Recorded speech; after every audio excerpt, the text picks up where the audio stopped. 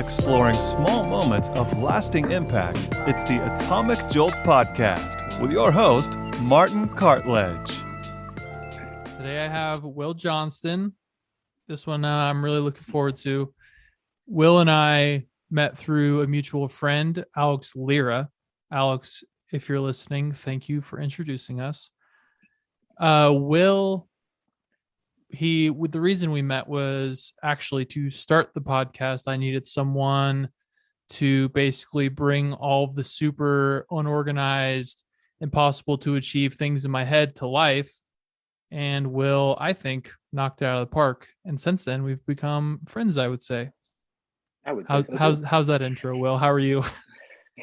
I think you nailed it. Shout out to Alex. And yeah, it was kind of it feels like we were like long lost friends almost, because we grew up in different cities in Colorado, but like enjoying the same things like music and pop culture pieces. So when we like first met, I think we talked for like 30 or 40 minutes before we even like talked about what we wanted to make for Atomic Jolt. And yeah, since then it's been dope. It's been great to see episodes just keep coming out, and it's been great. Yeah, I agree. There was several times because we met, once a week or whatever, pretty regularly for a few months before anything was public. And I feel like every single time we wanted to be sensitive to each other's time, but there was like, we just would just get on tangents about like Silverstein or skateboarding or something that was like completely unrelated. And then we'd be like, oh, we should probably talk about this because we should figure this out. Oh yeah, the reason why we're actually talking, not right to talk about all that stuff, but yeah, for sure. It's a great problem to have, though. It's been awesome. Absolutely.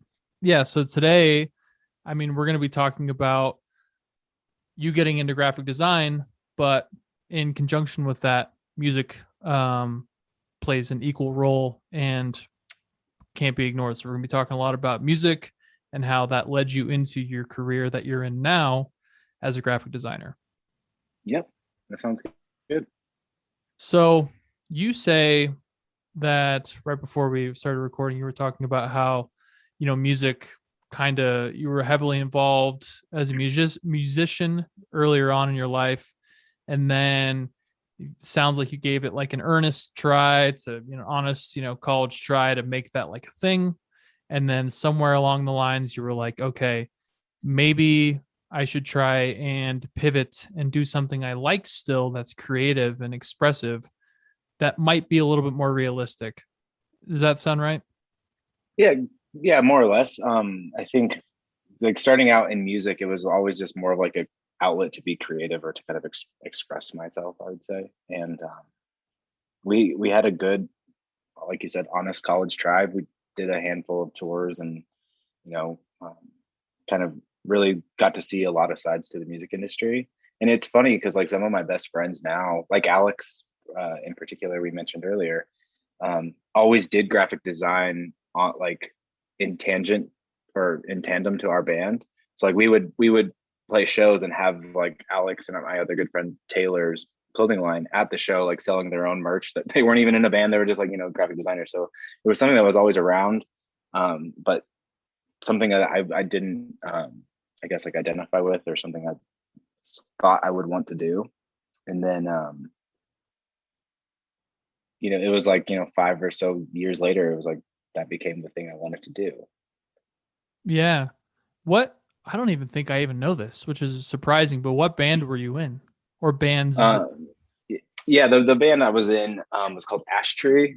We were just like kind of like a pop rock band from Denver, and we were probably most closely related to like Jack's Mannequin or something like that, where it's like pianos, but it was still like, pretty on the poppier side of pop punk. And but we always like prided ourselves in like being more of like punk ethics, even though we played like pop music or like pop rock music. And it's funny because like a lot of our closest friends in the scene were all in like hardcore bands. So like we would be the one band on the bill that didn't have screaming, but like it didn't matter because we just wanted to play with our friends and just be around. So at the time, Alex and Taylor had a clothing line called And Nothing, and they were both in school for graphic design at the time, I believe. And yeah, we would play like a show with a heavy band, us, and then like Alex and Taylor are selling their like clothing line merch at the show too. And it was cool because it was just like just a community of people who are all like, we're all doing different stuff, but we all like each other and we all want to like make something together. And it just felt really like at least now, like looking back, it feels really like a special time because I've been out of the music scene, like playing for a while now, and it just seems like it's different, but maybe I'm just not as in touch with it anymore. But Yeah. And Ash Tree, I've definitely listened to that band back in the day. And it's funny you say like Jack Spanikin because I always like thought of you guys like Copeland. I don't know how you feel about Copeland, but that's the kind of vibe I got. It's great. High I praise. love Copeland. So Yeah. yeah, no, I mean, I have like Copeland right here. Like Oh, there you Copeland go. and Lydia were like our Lydia. two favorite bands, and like we initially went and recorded our records and like EPs with a guy who did the Lydia's like Illuminate record, which we like, you know, held in high praise, I would say. Yeah. But I think the thing that was different about us at the time was we had a lot of those elements that were like really like slower and prettier and whatnot, but then we still would like towards the end at least we started to bring in a lot more like I guess like rock elements or like kind of just like drop tune guitars and a little more just like I stopped playing as much piano live and I just did more like singing. So it was an interesting journey to kind of like just grow and evolve in there. But yeah. So you talk about how there was like this crossover of design and clothing lines and Alex and Taylor kind of having their own company and like starting school and kind of pursuing their own thing, but it was kind of, it bled into music and you were, you know, kind of like through like osmosis almost, you were like just around it all the time. So you saw it and you're like, oh, that's cool. But you never really, sounds like you never really thought like, oh, I could do that. Up until you were at kind of a junction of, okay, maybe I won't pursue music as hard and maybe I'll try something else. Can you tell me about how like what that led you up to that decision and the time you were like, okay, I'm going to like try this graphic design thing? Yeah, absolutely. And it kind of is like what this whole podcast is about, like the small moments. Like I can remember it as clear as day. So we did the band like, you know, full time as much as we could for a handful of years. And those guys, I still love those guys. And it just came kind of to its natural end, I would say, where your age versus like where you should be, like big quotes in your life, and was hitting that kind of point where you're like, we have to choose either to like lean harder into doing music or to like not. And it's like a really like an honest conversation to have, especially when you've like given so much of yourself to doing something. But at that time, like initially I had quit college to go to pursue being in a band and play music. And throughout that time, I met now one of my best friends who's been one of my best friends for I'd say over 10 years. And it's interesting. She's more like an older sister to me.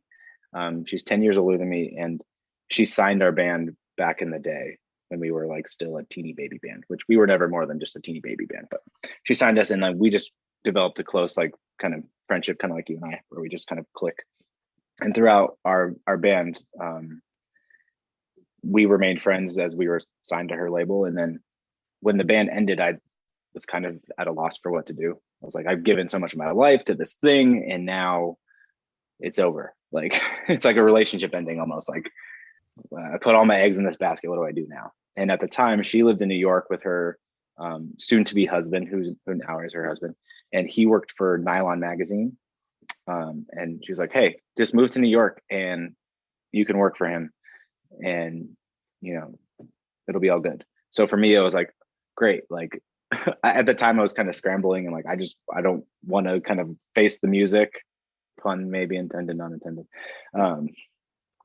So I moved to New York and I was an intern for him at Nylon magazine, and it was awesome and also the hardest thing I've ever done because like New York City is, I love it. It's like if you had to pick between New York and LA, I'm definitely more of a New York person, but like I had like 2 side jobs plus internship just to try and like exist there, and I was really like putting in work and trying to make like just trying to fall into a career without having to go back to school. That was like the goal, essentially.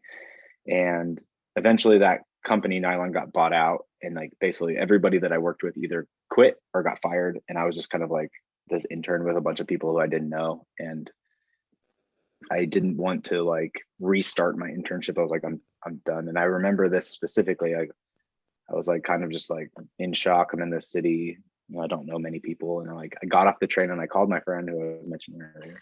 Her name's Amy. And call Amy, and I was like, I don't know what to do. Like, what should I do? And she's like, you should probably just go to school. And at the time we were talking about like, you should go to school for video game design, because I like video games. I grew up playing WoW and stuff like that. And I was like, yeah, that's what I should do. And I started looking into schools. I'm like, now I'm like 23, I think, looking into schools. And I found out like just looking at schools in New York, trying to just kind of keep that dream alive potentially. And then I realized like, oh, CU Denver has like a graphic design program and a video game program, but like graphic design, I'm like, that's kind of like that. Like at the time I had no idea. And I was like, well, yeah, Taylor and Alex used to do graphic design. Like maybe this is something I could get into. And I've always, seen the stuff they were sharing and posting like since then. And so I made the decision to move back to Colorado and go to school for graphic design. And I ended up living with Taylor. So he was kind of like my unspoken mentor, where I'd be sitting there trying to do my homework, and I'd be like, hey man, like, how do you do this? And he'd like help me out and show me. And we just kind of kept going from there. But the really, like, the small moment was just hitting that phone call and just like talking through it and being like, this, like, I'm ready to do this now. And I also remember like after that, I called my dad and told him I was going to go back to school. And I think that's like the happiest he's ever been, because he wasn't psyched when I left school, but it was awesome. And then another cool thing is about being like 23, 24, going back to college, and everyone else is like, 18, 19, just getting started. Like, I'm there for a reason, and I know why I'm there and why I want to be there. So it was like, I feel like I got a lot more out of it than I might have if I would have just stayed and done it when I was 18, 19. So. Yeah. And just because the bookend of what you just said there, first off, I had no idea that you went out to New York, like just on a whim. That is really admirable and awesome. And I'm jealous because I've never been to, well, I guess technically I can say I've like landed in JFK and switched planes, but I've never really actually been to New York City. And so, yeah, I'm jealous. That's awesome. Oh, you got to go, man. I do. A daughter complicates it a little bit, but we'll get there. But the bookend of your kind of monologue there around being motivated and being like, okay, just kind of setting your sights on like, okay, graphic design or college, like either it's game design, graphic design, whatever, like I'm going to like just knock this out, and I'm just going to like put all of my eggs now, move my eggs out of the previous basket, put it in the design basket. Did you feel like, I mean, it might be a mix, but did you feel just more like kind of this blind excitement, or did you think like, did you have any second guesses of like, maybe this won't work out, or maybe did you just not care and you're like, I mean, this is cool enough, I'm just going to just go all in on it? I don't think I ever like doubted it, but I definitely like when you haven't been in school for like 5 or 6 years at that point, to get back into a classroom and be like, oh, like this is what I forgot like what being in school was like, that feeling. And then also like that, like I remember my first day of college, my first class of the day was typography class, which I grew to love typography. But I'm surrounded by all these, young kids who have used Adobe products like Photoshop, Illustrator since they were like probably 12, like just like doing fun stuff. And this is my first time opening it. So like I had a fear of like, oh crap, like, can I catch up? Can I, I guess just like a fear of like just being behind. So I think that kind of was like a driving factor of like,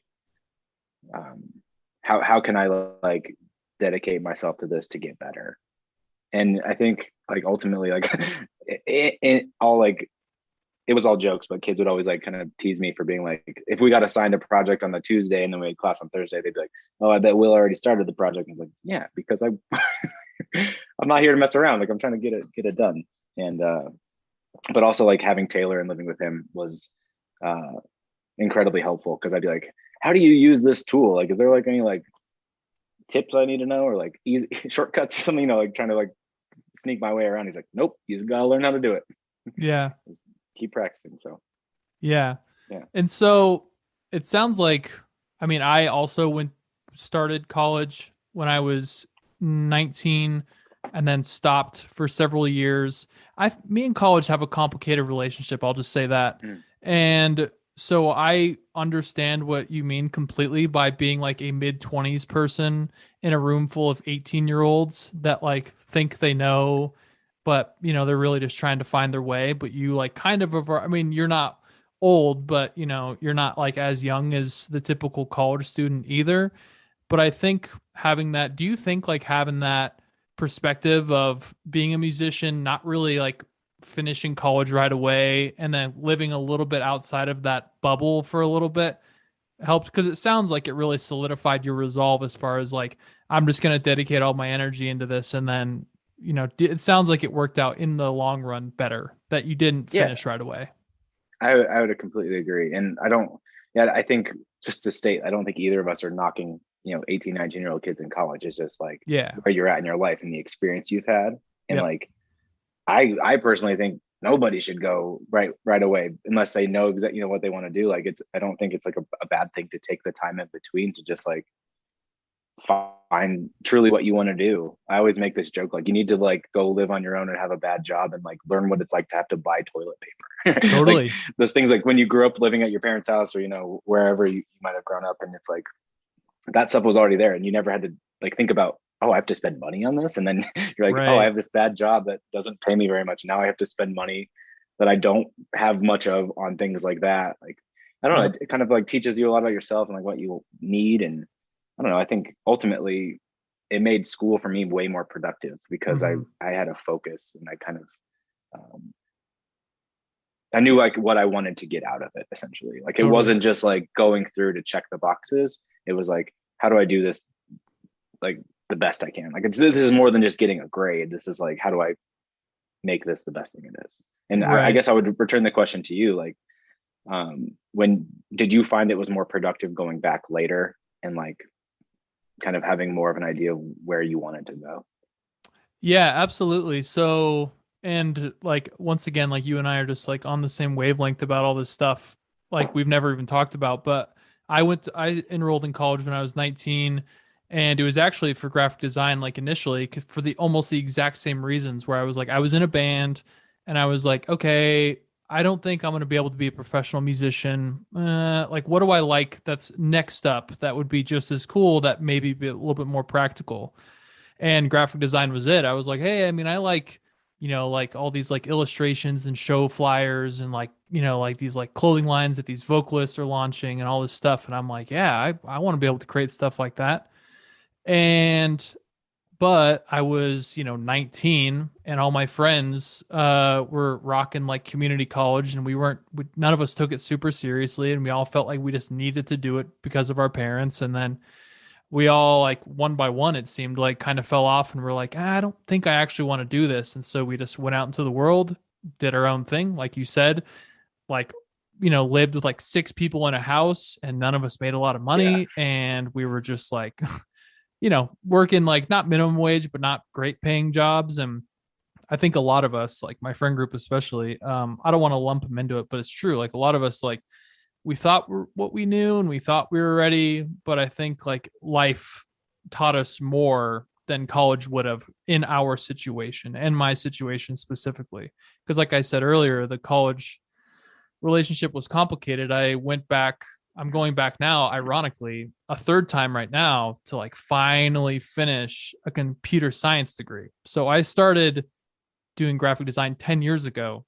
And now I am in my 30s with a child and I'm getting a computer science degree. So, I mean, it's just life and there's no right or wrong.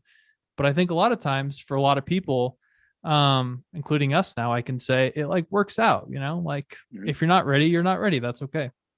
There's something to that, just like getting that life experience and like when you do have like, I do not miss the days of living in a house with 6 other people because I also did that. And it's just like, but it's good. It kind of teaches you about what you don't want, at least, or like, hey, I don't want to have to go back to that. Like, how can I better myself, or like how can I, like what will be fulfilling, like what do I want to actually wake up and do every day. Something that we talked about, I remember when we first met and we were talking about like Atomic Jolt and what we wanted to make, or ultimately you were like, I have a graphic design background, I just don't want to do it. And it's like, if your heart's not in it and you don't want to do it, then yeah, the product that comes out is not going to be, I don't know, like probably to the caliber you would want it to be. And but if your passions lie in computer science, it's like cool, that's something that like you can wake up and do day in and day out, and feel a little less burdened. Not to say all work, like I'm not trying to preach like the do what you love and you'll never work a day in your life, because you still work and it's still challenging. But yeah, I mean, it's like, I don't even know where this came from, but it's like there's a reason why it's called work. It is at the end of the day, like there are good days and there are bad days, but it is work. Mm-hmm. So kind of going back to your outlook on being like going back into school when you're 23, being so driven, like you were saying, people you were around were taking like an early notice to it of, oh, I bet Will, saying these offhanded comments of, oh, Will's already like probably already done or almost done.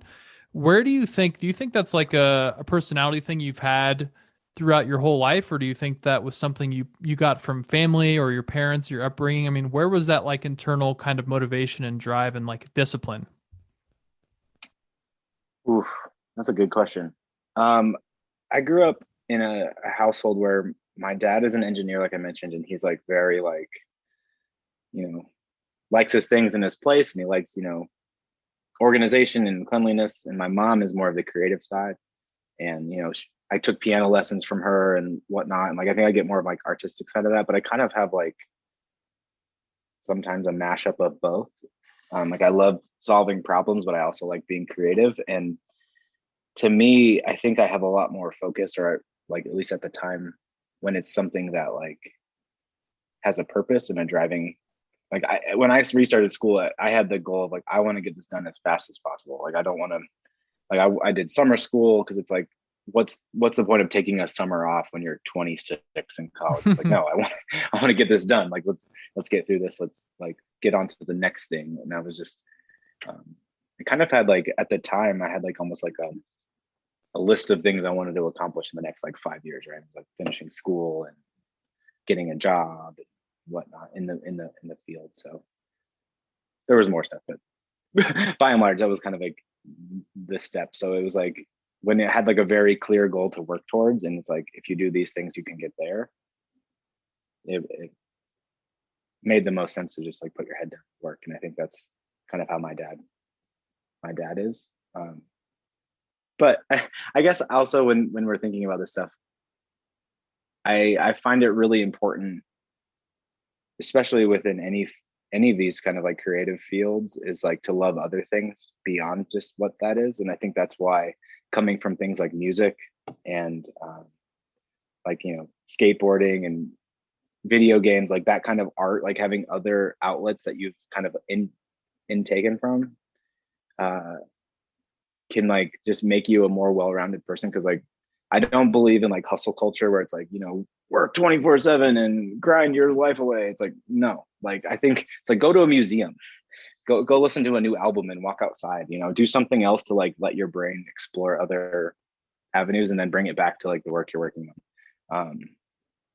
It's just interesting, like being in college and there's kids that love graphic design, because like I like graphic design enough, but like I'm not in love with it like some people might be, where it's like I love hardcore still, and I love watching like certain documentaries and stuff, like different pop culture pieces. And it's like, then when you come to make work, you have all these different perspectives, versus like, if you only look at graphic design, you're going to make stuff like other people. And I mean, we all do that. Like, it's not like I'm trying to say I'm like unique by that, but it's just like interesting to try and bring in other avenues and beyond just like work hard. So I don't know if that fully makes sense, but no, just trying to round yourself out. No, it does make sense, because I think a lot of people are told and kind of sold this narrative around like follow your passion, just from like an early age, which I'm not saying passion is wrong and like it works for a lot of people. But I think, sorry to keep circling back to, being in high school and then going right into college and kind of like settling in on something so early, for a lot of people, they don't really know. And I think that's okay. And like you were saying, I think if you're kind of pressured into it right away and you're like, okay, marketing, it's like you might like put your foot in that camp, but then you might miss out on other opportunities, or like you might put hobbies or other interests or other things aside because you're like, I just have to like dedicate all my time into this and I have a passion for this, so that's all it's going to be. Meanwhile, you don't really, you're in parallel, you're missing out on these other experiences, perspective, etc. And so yeah, I mean, variety is like best quality of life. I mean, it makes a lot of sense. And it sounds like to me that it just worked out the best way possible of you just like being a musician, having like a passive interest in, seeing what your friends are doing, and design is cool and all this other stuff. But then being able to like fall back on those like real loves or first loves or passions of like music. Like you were saying, listen to like hardcore, you like watching documentaries, you like experiencing other, fragments of pop culture. It isn't all just like, just listing off fonts in alphabetical order in your dreams. It's not like, it isn't your life. Well, and don't you think it's interesting? Like we come from like a place of like loving like show posters, right? Like, and even to this day, like if I see like on some like throwback Instagram account of like a small show that happened where, like, I don't know, like Taking Back Sunday's the opening band for like Braid or something, it's just like wild to see, and like how merch design has changed over the years. But like at the time, I don't think we were thinking about like, oh, that's designed really cool. It was just about like the culture that surrounded the thing we loved. And yep. I think that kind of stuff is important. Like I have a good friend, Jacob, who is a phenomenal graphic designer, but we've had plenty of like, late night conversations, and he's like, dude, I don't follow any designers. He's like, I follow like anime, I follow like fashion like accounts, and like that's the stuff that I pull my inspiration to then go do my work. And it's like, I think it just truly gives like a unique perspective to things. Yeah, absolutely. So in the same vein as inspiration and pulling inspiration, what were you say? I mean, your besides like being around your friends, Alex and Taylor and their clothing company, what were some like your initial like big inspirations for design? I think the big things that I was initially really pulled to was still the expressive nature that I had come from in music. Like for a while, I did a lot of like lettering, stuff like that. And I think that's kind of like a common trajectory for some designers, at least, because it's a way to still like express a statement or a sentiment you have in a visual way versus like singing. So to me, it was like digging back up like either old lyrics I had written or new thoughts or feelings I'd had now, and just finding a way to like bring them to life visually, and just seeing different artists and different designers, how their different styles, because like obviously there's a million different ways you can draw letters, but just finding ways. Like I've always kind of like been more drawn to like more raw or like kind of imperfect stuff, like especially when you have like maybe like a day job where like you have to, the work has to be pixel perfect, right? You have to make it like as clean as humanly possible. When you could go to make your own work in your free time, or like, as you're learning in college, it's like, I spend all day trying to make it perfect. I want to make it like embody the feeling I'm trying to get across. And it's also just like funny to look back on earlier pieces versus later pieces, and just like how you grow and learn. And I think this might be a tangent, but I think it's important for people in any kind of field, whether it's creative, design, music, whatever it may be, is to like, as you progress, like don't necessarily delete the old stuff. Like don't, like if you like, share it on your social media or just have it on a hard drive, like don't get rid of it, because it kind of shows where you started, and how far you've come. Because I think in a career like graphic design, for example, it's like being able to always look back and be like, whoa, I've gotten better since then. It's like, I think it's like a healthy cycle to kind of show that you're continuing to grow. And I don't know, I think it's interesting to kind of dive into those pieces and keep them around because it kind of makes you who you are now.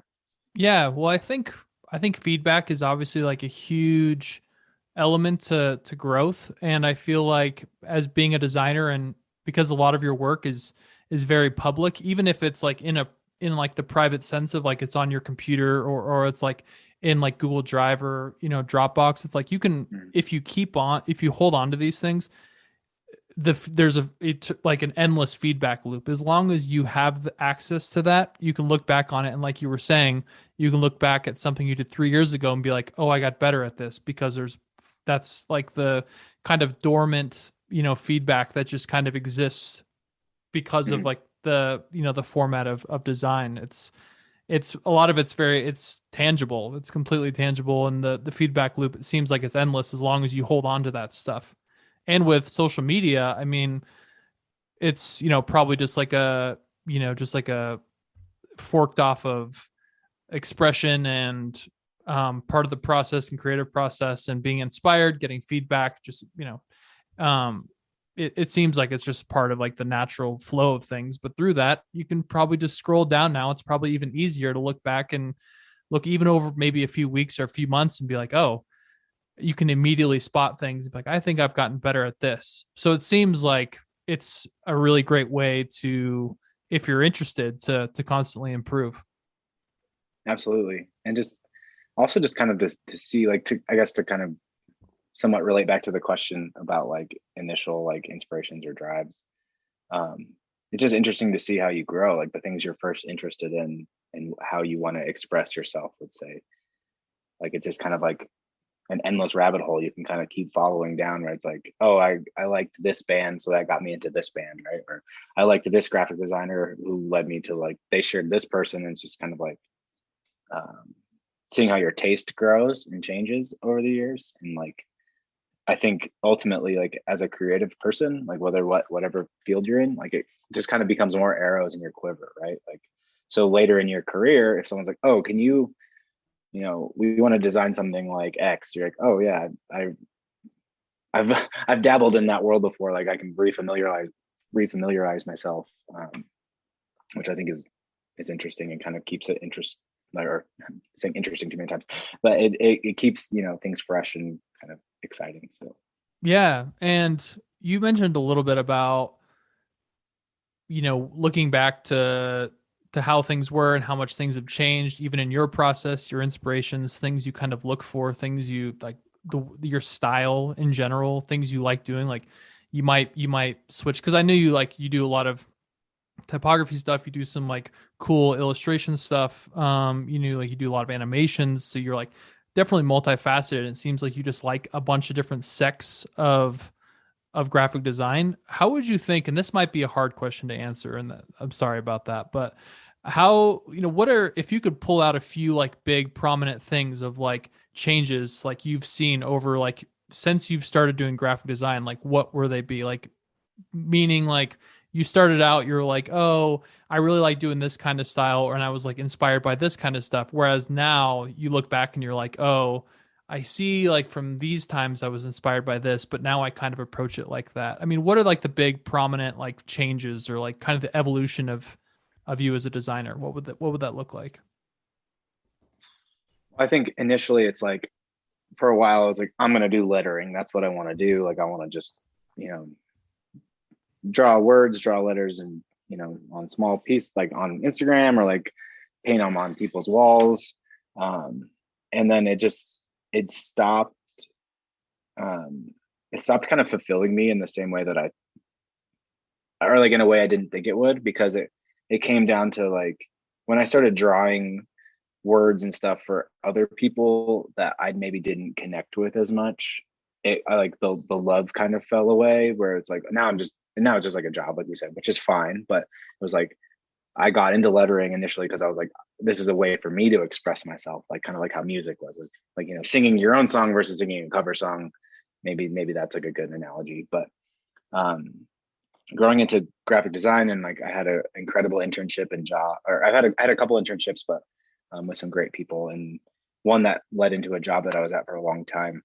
There was like it led me into a world from like being expressive to being more like irreverent. Like how can we make brands and design feel irreverent or feel kind of like catches you or meets you kind of where you're at. Like something we always joke about, like if you're standing in line at a restaurant to order and like you're looking at the menu and there's a little something in the corner that like is like a little joke or a little something that's like very self-aware within the design, and it's like it can make the person like, you know, at least crack a smile or like chuckle like, huh, they got me.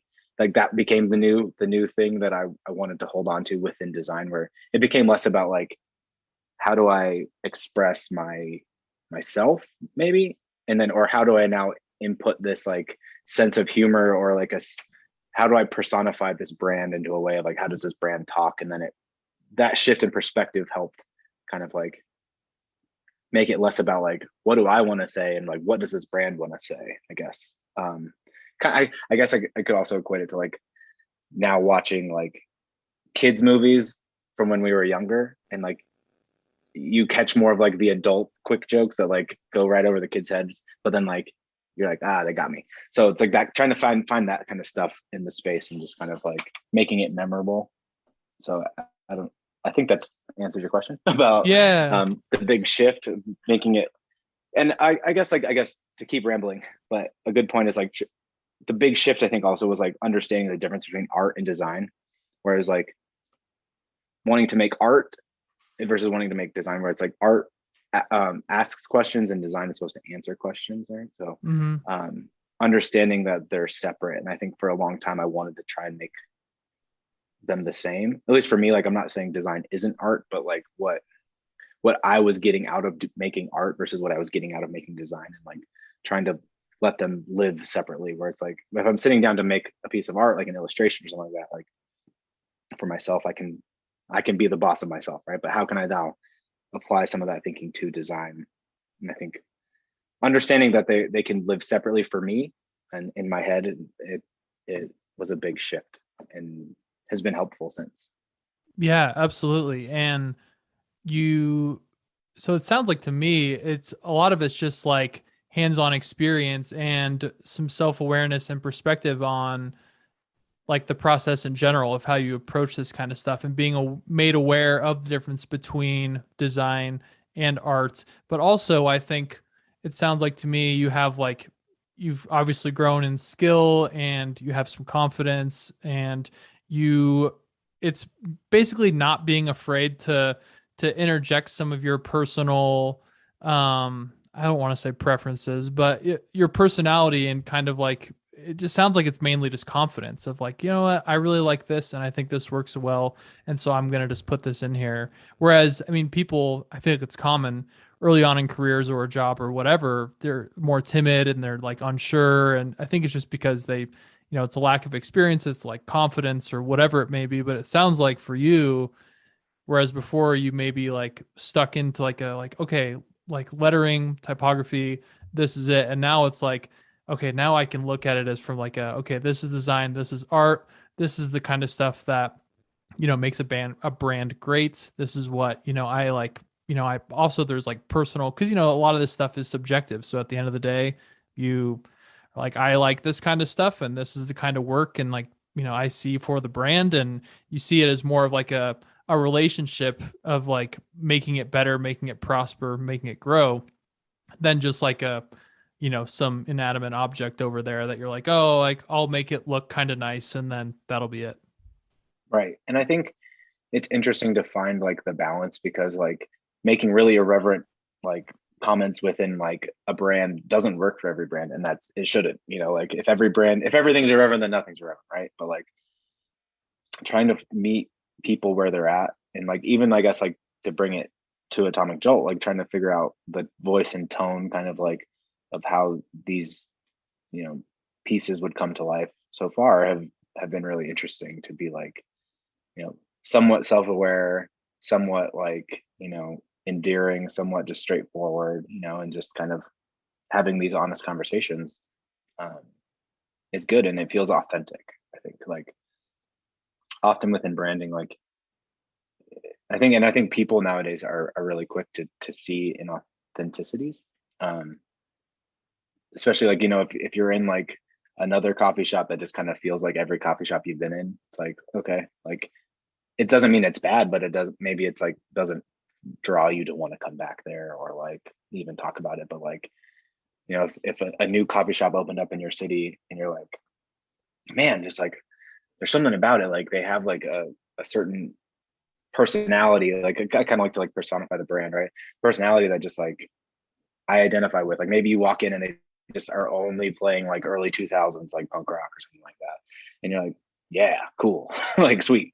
Or like, maybe their merch has something like interesting on it, like that you would wear as a 30-something-year-old person, not just like a logo on it, right? Like how can we make things that identify with the people that you would want to come to this establishment. So it's interesting just to kind of find that stuff. And I think another thing that's interesting within branding and just to like understand is like brands are supposed to be kind of like living entities, big quotes, because it's like they should grow and they should change and they should evolve. Like if Atomic Jolt looks the exact same, in 5 years, like we should probably revisit it and like start to like build it up, and I hope like as we continue to work together and make stuff, like it'll kind of just have this natural progression. And I think it already has started to kind of see that kind of stuff, at least like on the Instagram account. Just like when we initially like kind of built out the toolbox or kind of gathered all the tools, we had an idea of what things would look like, but each week or every couple of weeks when we make some more graphics together, it's like, okay, how do we take this system and which way can we turn it for this guest? Because we don't want everything to feel the exact same week over week, because then it's just like me as somebody who, if I beyond making this stuff, like if I was scrolling through my phone and I want it to stop me in my tracks, or like kind of like re-engage and want to look at it, not just like an easier thing to ignore. So if we can keep pushing it or twisting and turning it where it still feels like the brand at the core, but like it's like kind of finding its way, I think it's really interesting. It keeps things fresh.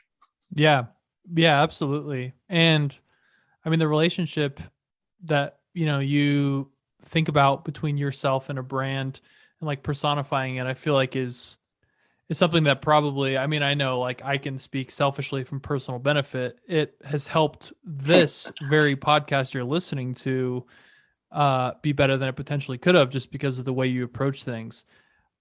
I want to switch a little bit into something like another like kind of tricky metaphoric, maybe not metaphoric, abstract question, but so as I understand it, you don't have kids.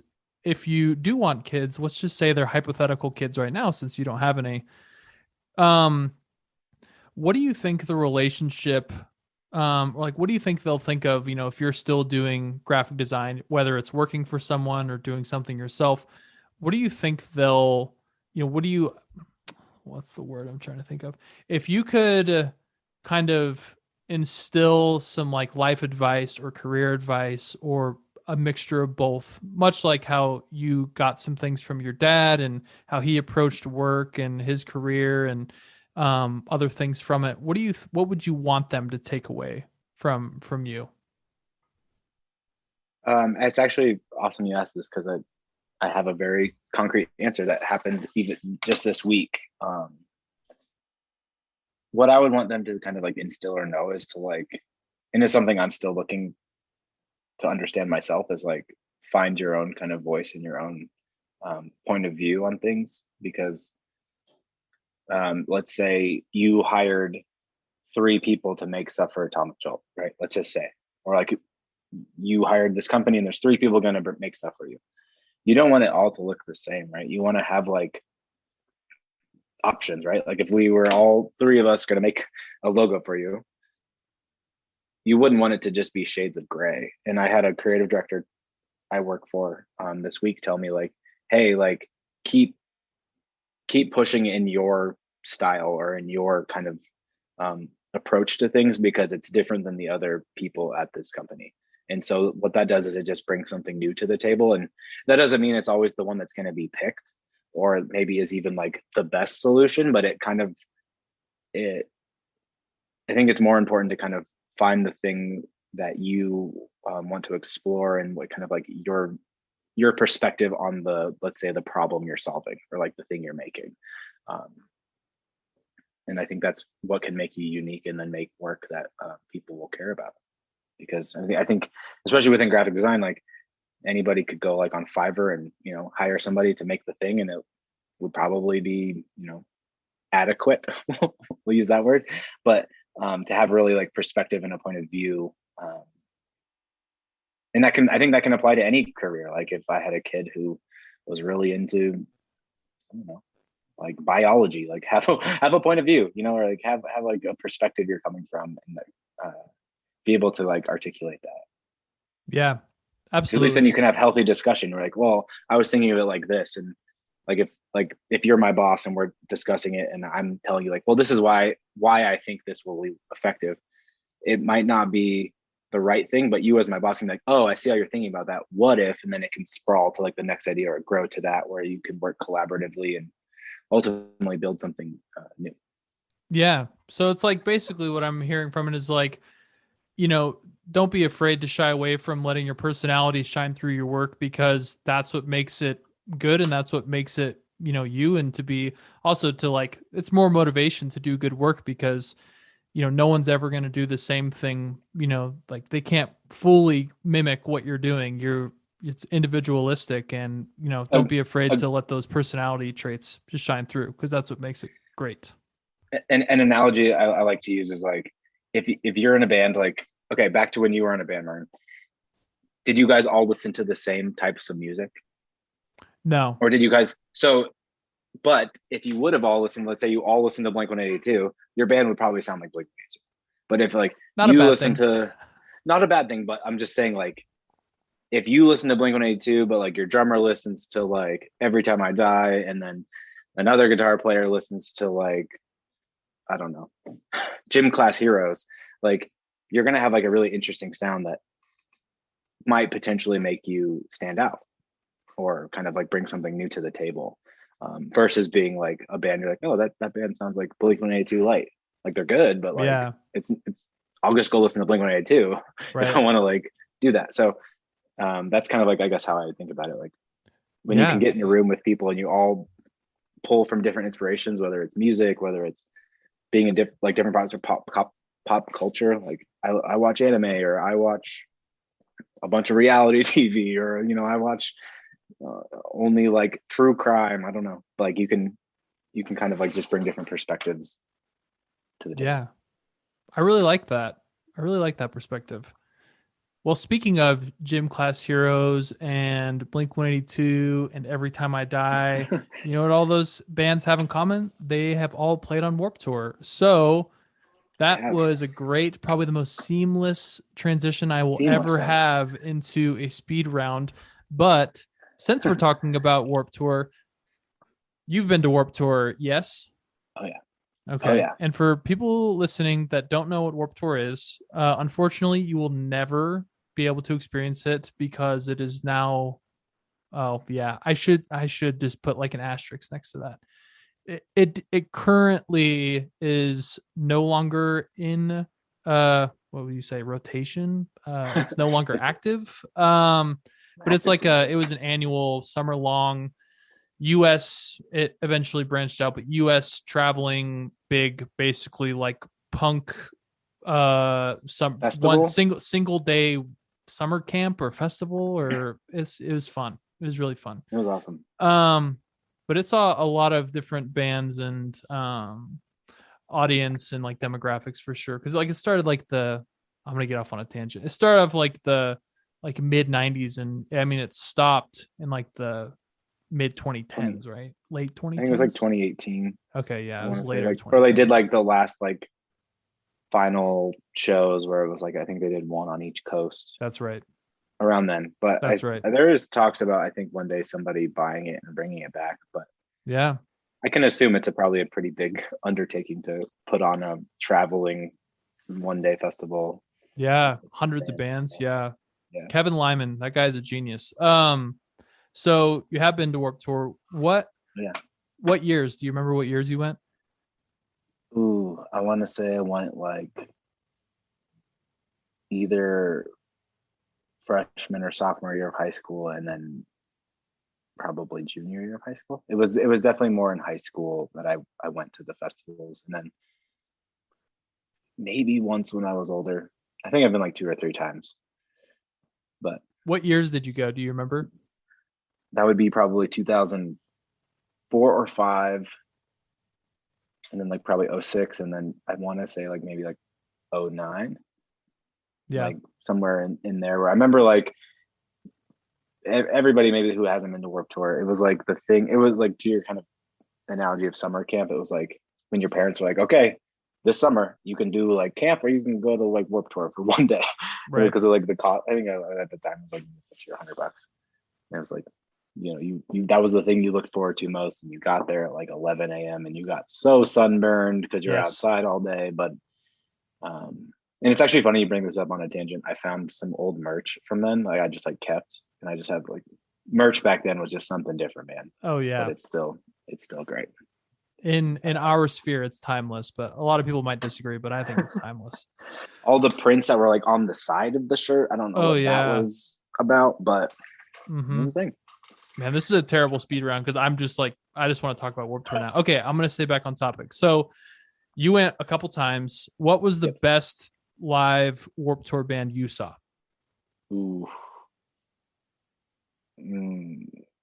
I have a couple different answers, but they were for different reasons. I think the first like real memory I have was, I believe, Under Oath. And at Warped Tour, there was like a thing on the ground that kind of established the pit versus the crowd that was just going to stand and watch. And I remember standing right on that line and being like, cool, I don't have to be in the pit. I can just watch this. And I didn't realize that, like, if you're on that line, everybody from like 20 feet behind you is going to push you forward. And then that was like my first experience being in like a mosh pit of sorts. And it was terrifyingly exciting. I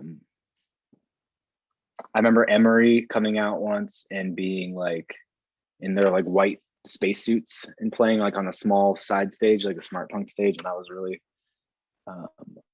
really memorable.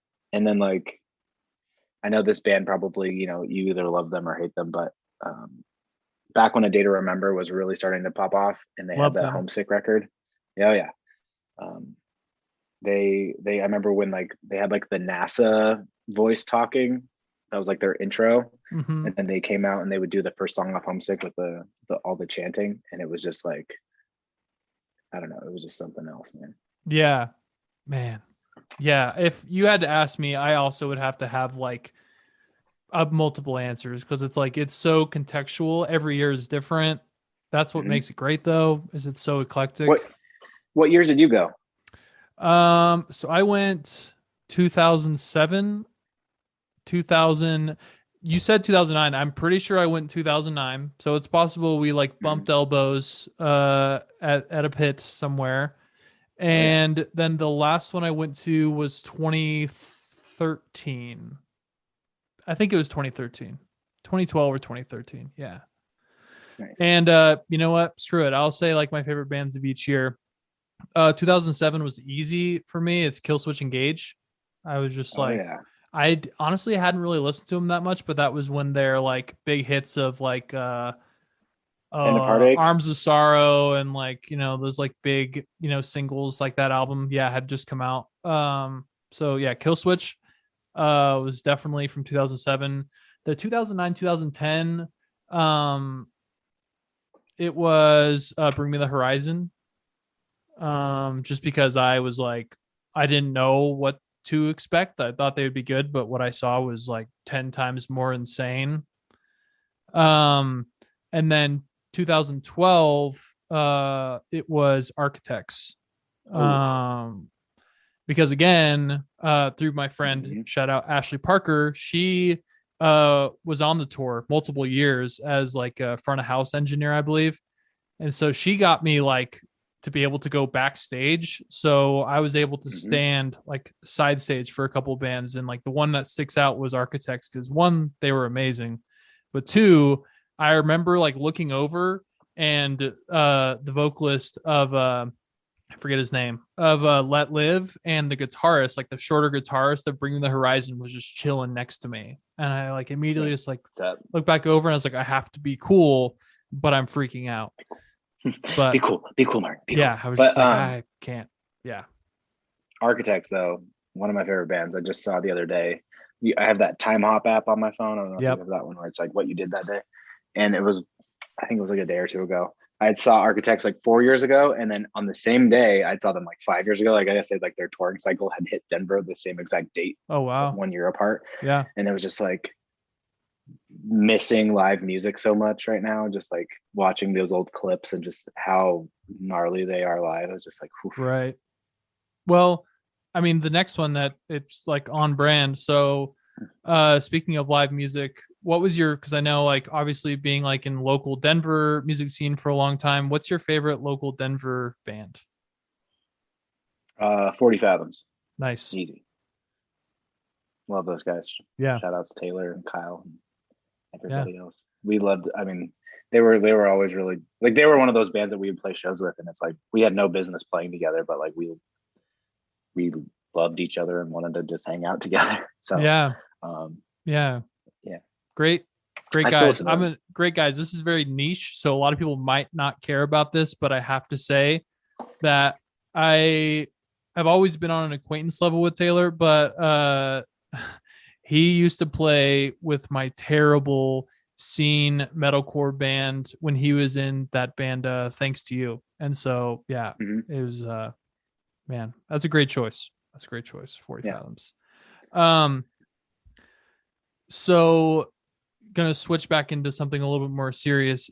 And it's cliche, but I'm always curious about these kind of things. If you were to have to sit down and write it out, or just like tell someone face to face, like one piece of advice for like getting into graphic design, like what do you think you would tell them? Like most important, or whatever, maybe something that's overrated, you don't have to worry about, whatever. I think a big thing that I think there's a lot of answers to this question, and I don't want to ramble on for a long time, but I think a big thing is like, there's a lot of learning in the things that don't work. Even to this day, where it's like, I can spend a whole week working on something, designing something, and then it to be like, nope, we got to like reassess this, or like approach this. And like, it's never like a fun feeling, but like, there's a lot of learning in like failures, I guess. And like and that might sound cliche or whatever, but like, just like sometimes like, hey, this thing didn't work, but it afforded me the opportunity to learn a new like technique, or like a new like way to go about doing something that'll make me faster next time, or like approach something differently. And I think like kind of back to what we were like talking about earlier about looking back on stuff you made a long time ago versus what you make now. I think it's important to just see like the first thing you make might not be awesome, but that's okay. Like do it again and do it again. Yeah. And like, I guess don't get discouraged if like I have like a piece, like I love this designer and artist named John Contino, and he does a lot of like really like New York. He did a bunch of like hardcore bands and like posters and album artworks and stuff like that. And he just has like such a raw edge about him. And like I loved his work. That was like really inspirational back in the day. And but it's like I wanted to make a piece like his, and I thought I did something close, and now I look back and I'm like, oof, I could not have been farther off. But it's like, it's good that you just keep going. Just I don't know, I guess it's like kind of like loving the idea of making stuff. Yeah, absolutely. And I had to look it up because I didn't want to butcher it, and I wanted to like source the right person. But that sounds like it's in line with a lot of this quote that I love from Ernest Hemingway, and it is, the first draft of anything is shit. And I think it's like, I really like what you said of like not being afraid of it. And it's like, you know what? That's how you get better. And like, who knows? Like you tried and you learn stuff from like everything, successes or failures or whatever. It doesn't matter. I actually have a quote to shoot right back at you. Yeah. That based on what we were talking about earlier, when you were talking about, I don't necessarily believe in like do what you love and you'll never work a day in your life, right? Like it's a lot of work is work still, right? Like you were saying. There's this artist and designer named Adam J.K. and he has this quote that says, it says, do what you love and you'll never work a day in your life, but never work a day in your life is crossed out. And underneath it says, so ultimately the whole thing reads, do what you love and you'll work super hard all the time with no separation or boundaries and also take everything extremely personally. That's great. It's like, dude, you need to send that to me because I'm going to forget that. I love that. I'll send it to you. It's just like, it's a good mantra because like, especially when you're a creative person and you like pour yourself into something and like, it's hard sometimes to not take it personally when it doesn't work, but like sometimes you have to kind of like separate the two. It's like, I don't know. Yeah. Wow. I love that. All right. We're going to end on a light note. Hit it. Does the font Papyrus deserve all the hate it gets? No, that's silly. I don't know. I think the thing is like Papyrus was meant to like when it was initially made, it was meant to like feel like a handwritten font, right? And it was a guy made it. I don't remember his full story, but you know, it was like for like a mom and pop shop or something. It was like a smaller purpose in use case, and then it, you know, exploded into what it is, where it's like on every computer you buy, like it comes default on there. But like people hate on it, and it's not like I love it as a font, but I think it serves a purpose, and I think like, you know, a small, like I said, maybe mom and pop shop, or like a grandma wants to send a card to her kids and it's like she wants it to feel like handwritten or like, you know, it has like a worn edge to it. And I think that it just has its place. Like if people are going to get up in arms about hating a font, it's like, oh man, care about other stuff. Like it doesn't, don't use it then. Like if you don't like it, don't use it. I don't use it. Yeah. And things are going great. Yep. Wow. Yeah. That's a great point. Last section, plugs, fire away. Anything people should check out online? I don't think so. I mean, if you guys want to look at, I don't use social media a ton. I pretty much just like post silly stuff I make here and there. You can follow me at William Ryan with 2 W's and 2 M's. It's really confusing, but the rest of my work is just on williamryan.co. Awesome. Yeah, I'm definitely including all that in the show notes. Obviously, people should check it out. Very talented, very lucky to know you, and to once again, I'm going to selfishly plug Atomic Jolt. If you like what he did for Atomic Jolt, he can do probably even cooler stuff for you because the well of talent with this guy is endless. Okay, I'll stop pumping your tires now. I don't want to make you feel awkward. Very, very nice of you. Very nice of you. Thank you for having me. Yeah, it's been great being able to talk with you, man. I've been looking forward to this one. Maybe we can do a part 2 someday. I would love that. That's my goal. I'll be the first Atomic Jolt part 2. I don't know what we'll talk about, but we'll find something. We'll do like a Warped Tour deep dive. Oh, I love that. Thanks again, dude. Yeah, of course. Big thanks to Will for joining the show. It's always a pleasure catching up.